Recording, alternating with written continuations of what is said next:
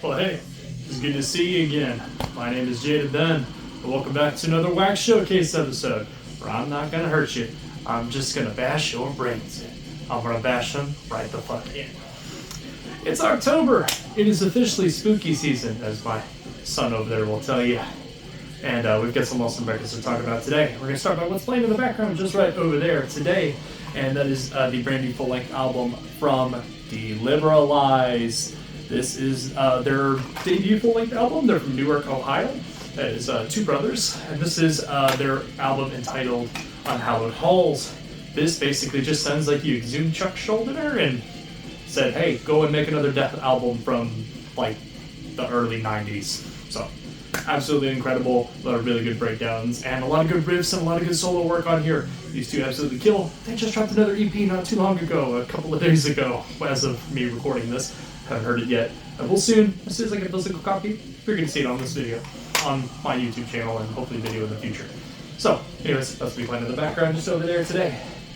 And we're going to get started off with a band that we just saw very, very recently, and what might possibly be our final trip to the Lost Well, favorite venue of ours in Austin, Texas. And we saw a good number of tracks off this album on that, and it was Non-Slaughter. Red is the color of ripping death. It's the band's 2021 album, I believe only their third album. The band has dropped so many other splits and compilations over the years that seeing a full-length album from these dudes is actually pretty rare.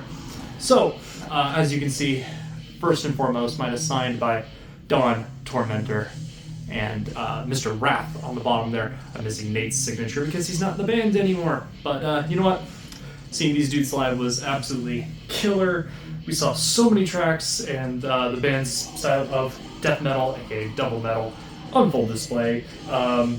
We saw tracks To a Horror and Red is the Color of Ripping Death live, but other tracks like Murmur, Broken and Alone, Black Cat Hanging, and Below the Cloven Hoof are a couple other favorites of mine. This album is nothing but just dirty, lust-filled death metal with a little grindcore and a little black metal thrown in there for good measure. I absolutely love this album. I picked this up from Hell's Headbangers Records. I believe in 2022 is when this got pressed. But my particular copy is limited to 300, and that is the picture disc variant. Absolutely love this. Killer pressing. Absolutely sounds killer. I picked up another release from Non-Slaughter that I also got signed on that tour, but we will show that in a future video. It is a thing that you've probably seen if you follow me on Instagram. Alright, we're going to move on to another album. This one is actually celebrating 35 years. This is Autopsy with Severed Survival on Peaceville Records in 1989. Autopsy is, quite frankly, one of the nastiest death metal bands, not only in the California scene, but also death metal as a whole. We had the pleasure of seeing these dudes headline Oblivion Access Festival in 2022 at the Mohawk with Blood Incantation and PLF, aka Pretty Little Flower. This is the 35th anniversary reissue from Peaceville Records, of course, with the OG cover and OG back artwork on this. The cover really doesn't do all that much for me. I very much prefer this artwork, and I can understand the different changes of point of view because the other one is basically the opposite point of view of this, but this cover is legendary, and it's kind of why I didn't pick it up any sooner. When we saw them, I believe we saw about half of this record live, so I do have very fond memories of a bunch of tracks on here, like Service for a Vacant Coffin, Disembowel, Ridden with Disease, Severed Survival, Critical Madness, a bunch of tracks on here. It is just death, doom, grimy, blood-soaked passages throughout, and man, if you haven't heard this album at all, if you're getting into death metal, this is a good place to start. I'm very happy I got into these guys when I did. All the way back probably in 2019 is when I first heard them, and when I was beginning my metal journey. Here's the inner liner for that guy. Absolutely killer. I believe it shares some of the old retro artwork. And the variant I have is the 35th anniversary red and black marbled edition out on Peaceful Records. I don't believe there was a limitation specified. If I can find any sort of information, you'll see that on the screen, probably right here somewhere. But definitely a classic album that I'm very glad to have in my collection after so many years of me listening to it. Autopsy, Severed, Survival. Alright, we are going to jump across the pond for an album that came out actually this year, January 7th of 2024, January 6th, January 7th, 2024, date on the screen. And this is a particular album that I have loved since first hearing it at the beginning of the year. Probably one of the first albums I listened to this year, and easily one of my personal favorites. I am talking about Yersin with The Side is Remorseless. This is these dudes are a three-piece crust death metal, grindcore, blackenedness band out of England. And what an album this is. This album is 7 tracks long, probably about 40-ish minutes, and easily one of the nastiest, most disgusting albums I've heard all year, and it's still sitting at the very, very top of my album of the year list, at least as me recording this. I have a suspicion when we do the albums of the year awards video, these dudes will be pretty high up there. Tracks like Triumphant, Mouths Like Open Graves, Lust for Crust. I know how stupid that sounds, but that chorus will get stuck in your head, trust me. Red Mist, and To the Masses being a good number of favorites of mine. I ordered this through Bandcamp almost immediately after hearing it for the very first time because I knew this was going to be an album I needed to have and I was going to enjoy all the time. So, there's a fun little fact about this one. This is limited to 50 copies, but I got mine signed by asking the band on Bandcamp. He signed it, I believe, according to them, I was the first person to do so. So, hey, Yersin, appreciate it. You dudes absolutely fucking roll. My variant is the white and black marbled. It ended up being a splatter variant. I think that was just a pressing change.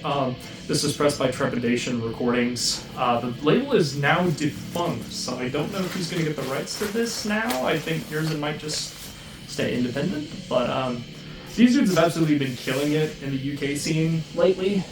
Matter of fact, they just played Bloodstock not too long ago, and they played a good-sized tour with another awesome group known as Mastiff. So, highly recommend checking these dudes out if you like crust, if you like death metal, if you like grind. Definitely go and check these guys out. I can definitely say this will more than likely be very high on my album list, and I love the support that these dudes have been getting, and also the support they've shown me over the year so far. So, yeah. Alright, we're gonna go back a couple of years to an album I actually just decided to revisit because I picked it up on vinyl not too long ago. I am referring to Death Atlas by Cattle Decapitation.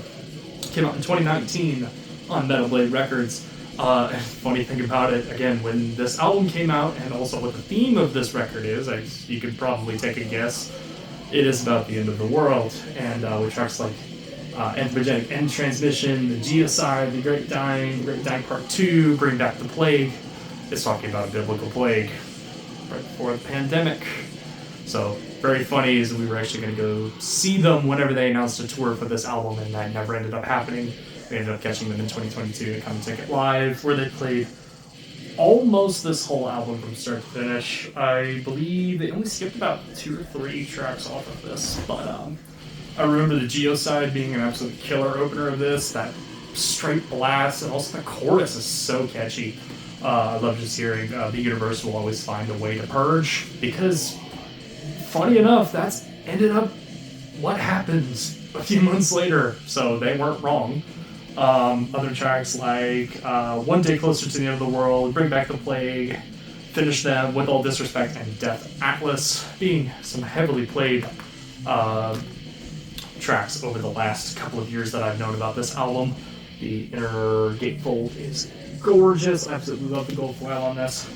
That particular pressing was redone in 2024, and that is limited to 500 copies on an incredible Blot Out the Sun, which is orange, and Black Dust. Absolutely love how this pressing turned out. I love the little splatters. I'm a huge splatter guy.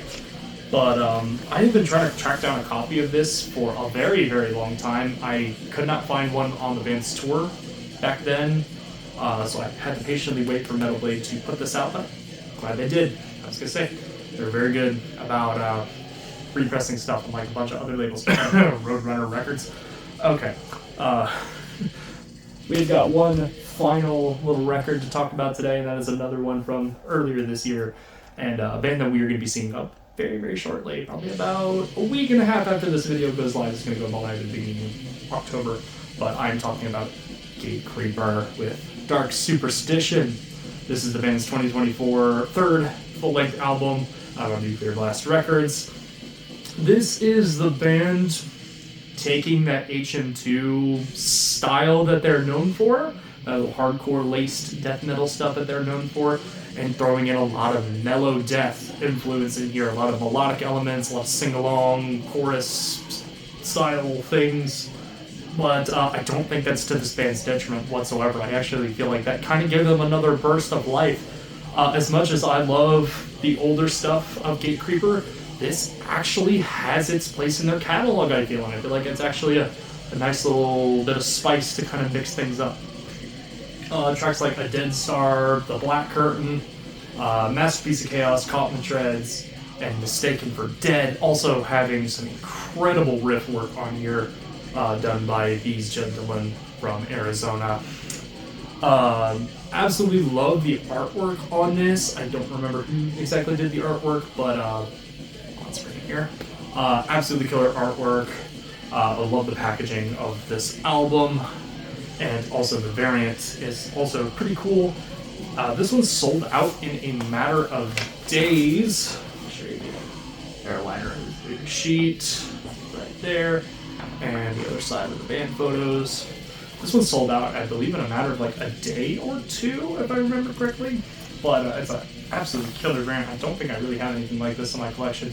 It is the Purple Smoke with green splatter, limited to 400 copies.